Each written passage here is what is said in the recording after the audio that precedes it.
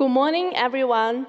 My name is Wei Li. I come from China, and I'm now national UN volunteer based in China. And my assignment is cooperating with a governmental agency, the Beijing Forestry Bureau, to promote sustainable forest management for climate change mitigation in China. Forest, when you think of it, it does not only including trees, but also people living in the trees, and also they depending on forest resources for survival. When we do forest management, more often the most difficult part is dealing with people. To achieve sustainable forest management, a balance must be made between fulfilling people's demand for forestry products and preservation of forest biodiversity and health. So, in our management of the forest, I wish to give you, in sustainable forest management, we have to make sure that people's demands and needs are needed, so that we will get their support in forest management. As a United Nations volunteer, I always feel it's in my mind that I will acting like a bridge, connecting the local government and also the local people, which is local community. I wish to give you an example on this. As part of our management plan, we need to plant new trees and new seedlings in areas where the environmental conditions is good. However, frequently we find that these newly planted seedlings has been removed or destroyed intentionally. I was curious and frustrated. Although the conventional way of dealing with this situation is by planting it again and again. But I went to my supervisor and I said, I was really feeling like I want to find out what was happening and why local people do this. So I initiated an interview, and I interviewed local people who live in the immediate vicinity of the mountain. Then I came across this family. There lived a mother, a father, and a son. The mother, who was about 50 years old, told me that their family moved here because of his son's mental illness about 10 years ago, because this forest environment keeps his son's emotion down and keeps his illness under control.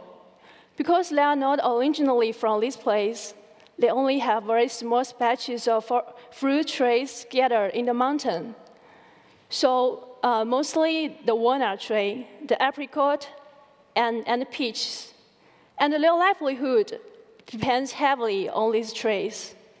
Because they only have very limited income, so they cannot afford a heating system in the winter. They have to burn a lot of firewood in the mountain to generate enough hot smoke, which then circulate inside air channels of their house to warm the atmosphere.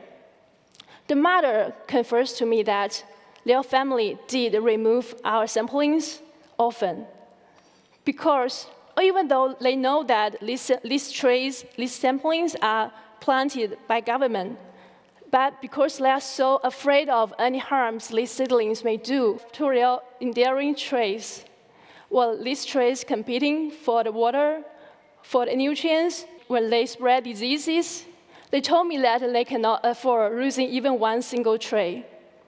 They also told me that they like to burn our samplings because their small branches and oily bark is highly flammable, so it's good for them to keeping warm in the winter.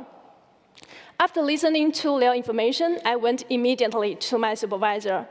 I told her maybe we can come up with a plan to help relieve the situation. After discussion, we come up with a program which is adding livelihood improvement as part of our project goals. Then we did several things in the next few months. Firstly, we came back and we interpret environmental risks and vulnerabilities to them in a very simple and practical way, so they understand why we're doing this planting, and we do it after comprehensive consideration. And secondly, we provide several fruit culture training courses for them, teaching them techniques in improving fruit productivity without expanding the land. And we also have expanded 10 kilometers of their old village road, and also built 4 kilometers of new road for them to facilitate their transportation of fruits outside for selling.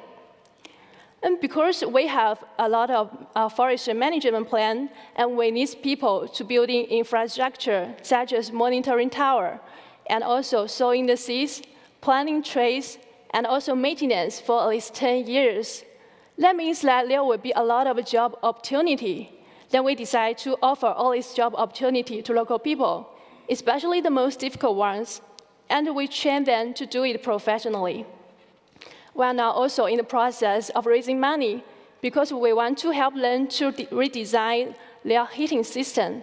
So because we have a heating energy saving system which has been tested in other counties of Beijing, and it has proved to reduce the firewood consumption by about 30 to 50%. If they use this new energy heating system, the possibility of collecting our samplings may be reduced. Actually, it has been several months after the planting season in the summer of this year, and we are very happy to see that the survival rate of our samplings has significantly increased. And also, we maintain a very close contact with local people. We feel personally attached to them. Actually, I was very proud of this change because it means the effort to creating this enabling environment for this mutual communication really works. This is one small story that occurs during the last 7 years of my volunteering life. Actually, in this process, when I look back, I found volunteering is not only creating values for others and societies, it also means that we are given the opportunity on self-exploration and social development. On my own journey, I found my lifelong passion on nature conservation. I also, like many other volunteers, our eyes became keen, became acute in identifying development gaps, and our willingness to take actions to make a change is growing every day. I really like to take this opportunity to thank this UN volunteering program because it brings me so close to the decision-making process of a government, and also actually being part of it, contributing to this developmental process. This opportunity is actually very few, and I hope there will be more. So I really wish that, and I really believe in that volunteerism can be a transforming force in China, because it's the way that make best use of our people's wisdom, skills, and also a vision for a sustainable future. Thank you for your listening. Thank you.